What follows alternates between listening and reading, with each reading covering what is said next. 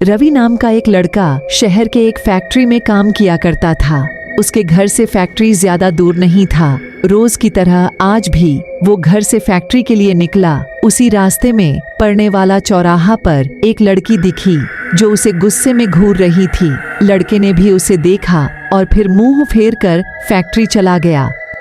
अगले दिन भी सुबह वो लड़की उसी जगह पर खड़ी थी और रवि को घूर रही थी। उसने पलटकर लड़की को नहीं देखा और सीधे अपने काम पर चला गया।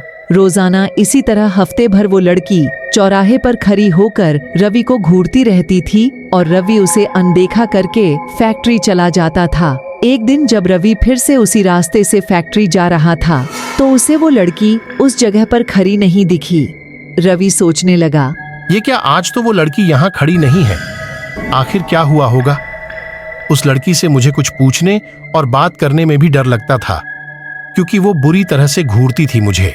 इन्हीं ख्यालों के साथ वो फैक्ट्री पहुंचा और साफ सफाई करके शाम को घर लौट गया।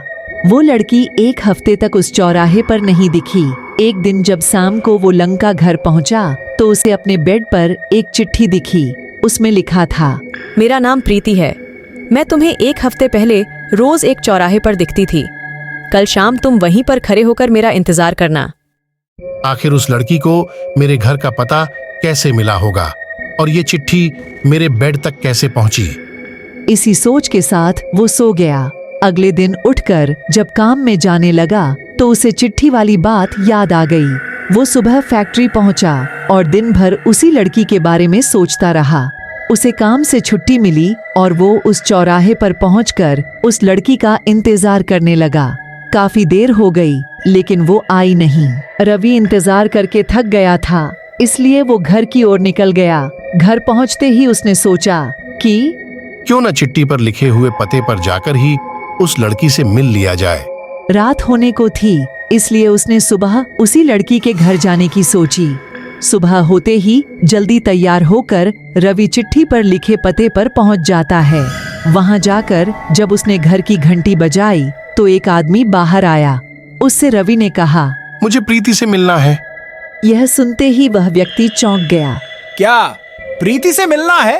उसे मरे हुए तो 2 महीने हो गए हैं। तुम्हें अब उससे क्या काम याद आ गया? यह सुनते ही रवि के होश उड़ गए।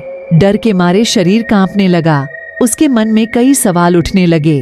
उसने सोचा कि वो लड़की जो मुझे रोज दिखती थी वो भूत थी।